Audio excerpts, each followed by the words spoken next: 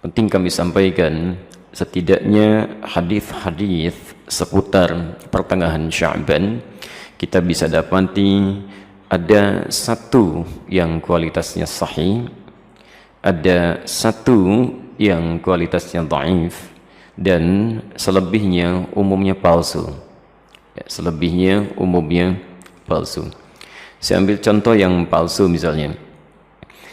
Anda bisa temukan ini di kitab Ibnu Majah. Kalau punya kitabnya Sunan Ibnu Majah jilid pertama halaman 421, atau di Sunan Al-Baihaqi Syu'abul Iman jilid ketiga halaman 387, atau kalau Anda memiliki kitab Silsilah Al-Ahadits Ad-Dha'ifah karya Syekh Muhammad Nasiruddin Al-Albani, Anda bisa temukan di nomor hadis 2132. Baik, riwayat ini disampaikan oleh seorang bernama Ibnu Abi Sarba.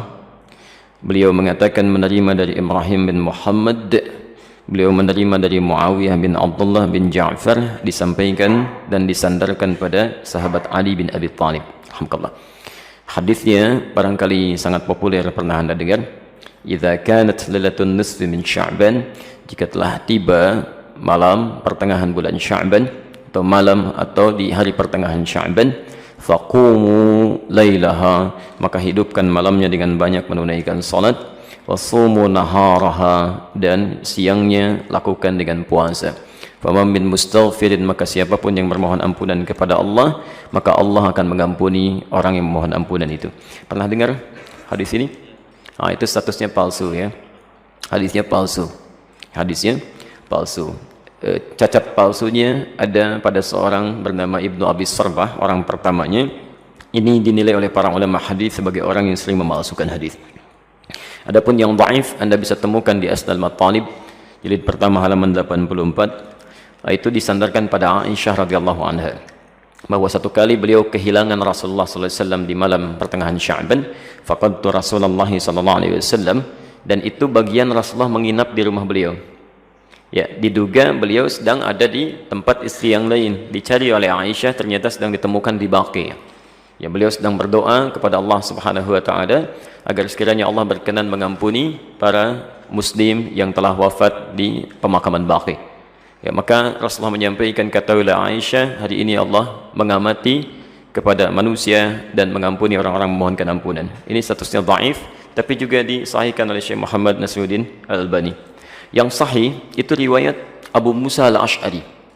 Abu Musa Al-Ash'ari Anda bisa temukan di Silsilah Al-Hadits As-Sahihah, alhamdulillah, karangan Syekh Muhammad Nasiruddin Al-Albani, nomor hadis 1144. Ini yang sahih, yang kalimatnya juga singkat ya, bahwa Nabi SAW menyampaikan Allah Subhanahu wa taala mengamati, bahasanya mengamati ya, kepada hambanya ya, di malam pertengahan Sya'ban ya, di malam pertengahan Sya'ban, dan mengampuni yang memohon ampunan sekalipun sebanyak bulu domba di sekuk kalem.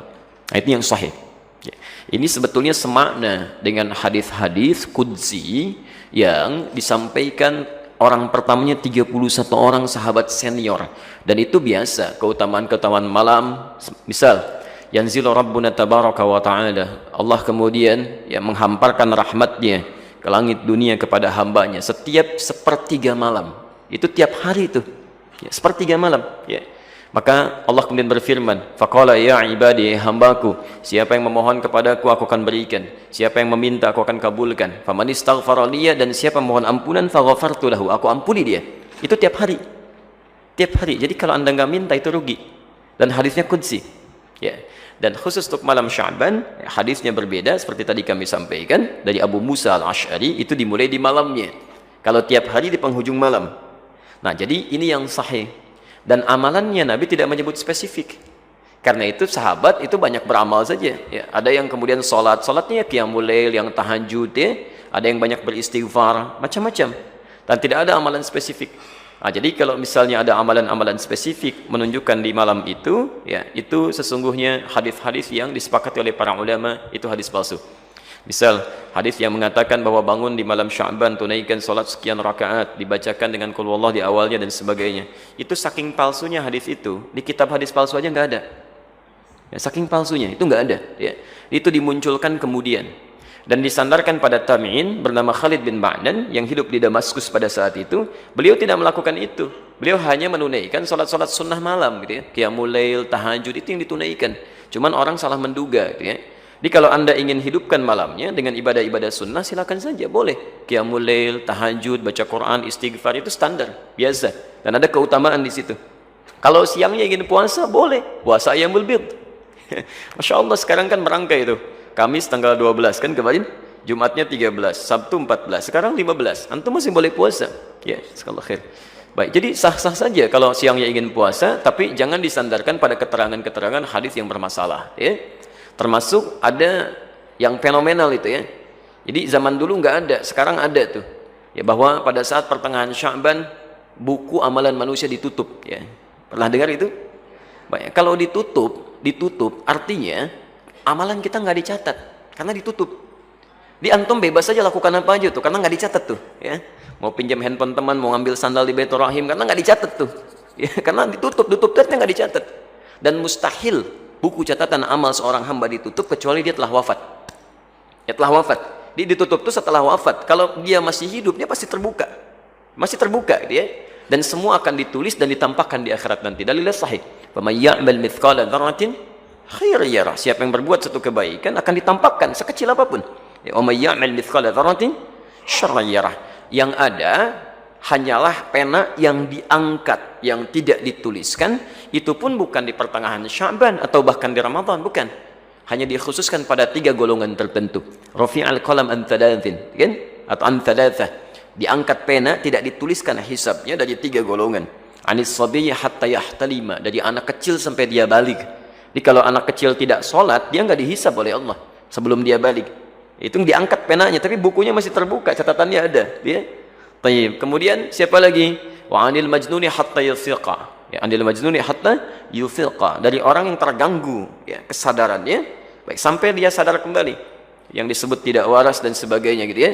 Nah itu tidak dihisab, tidak dihitung.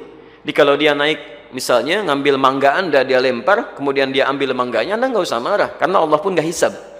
Ya, Allah tidak hisab, jelas ya?